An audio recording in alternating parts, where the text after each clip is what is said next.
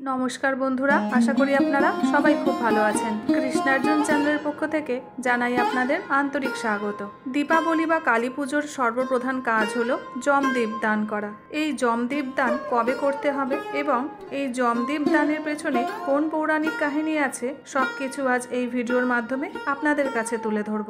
অমঙ্গলকে দূর করার জন্য, মঙ্গলকে আহ্বান করার জন্য, গৃহে শান্তি বজায় রাখার জন্য আমাদের দীপ জ্বালাতে হয়। তাই এই দিন মানে 19শে অক্টোবর রবিবার আমরা দীপ জ্বালাবো। আর একটা নিয়ম এই দিন আছে, সেটা হলো 14 রকমের শাক এই দিন খেতে হয় এবং 14টি প্রদীপ গৃহে জ্বালাতে হয়।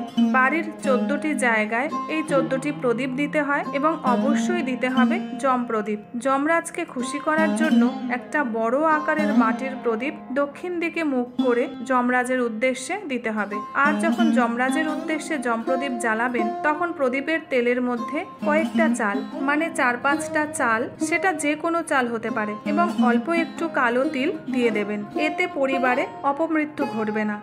এই বছর ভূত চতুর্দশী তিথি পড়েছে আগামী 1 কার্তিক 19শে অক্টোবর রবিবার দুপুর 1:54 যা থাকবে পরের দিন 2রা কার্তিক 20শে অক্টোবর সোমবার দুপুর 2:57 পর্যন্ত।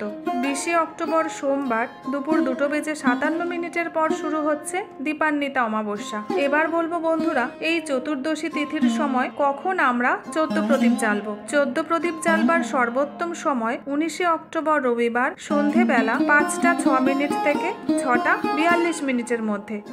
এবার বলবো 14 শাক আপনারা কবে খাবেন। 14 শাক চতুর্দশী তিথি চলাকালীন খাওয়া যায়। অনেক ক্ষেত্রে এই নিয়ম আছে যে 14 শাক খেয়ে তারপর 14 প্রদীপ জ্বালাতে হয়। যেহেতু 19শে অক্টোবর 2025 সন্ধেবেলা আমরা 14 প্রদীপ জ্বালাবো, তাই এই দিনই আমাদের 14 শাক খেয়ে নেওয়া উচিত। সেই পুরাকাল থেকে বর্তমান সময় পর্যন্ত সংসারে অমঙ্গল এবং অশান্তি দূর রাখার জন্যই এই 14 শাক ভক্ষণ এবং 14 প্রদীপ জ্বালাবার নিয়ম চলে এসেছে। চলুন বন্ধুরা, এখন জেনে নিই যমরাজের উদ্দেশ্যে প্রদীপ কেন জ্বালানো হয়। ধনতেরাস যেমন সমৃদ্ধির উৎসব, তেমনি মৃত্যুর দেবতা যমরাজকে সন্তুষ্ট করতে এই দিন প্রদীপ দান করা হয়। দেবী লক্ষ্মী এবং ভগবান কুবেরের পুজোর পাশাপাশি যমরাজকে সন্তুষ্ট করতে পুজো করা হয়। শাস্ত্র মতে বাড়ির দক্ষিণ দিকের অধিপতি হলেন স্বয়ং যমরাজ, তাই এই বিষয়টি খেয়াল রাখবেন যেন প্রদীপের মুখটি দক্ষিণ বরাবর হয়। যমদেবের উদ্দেশ্যে এই প্রদীপটি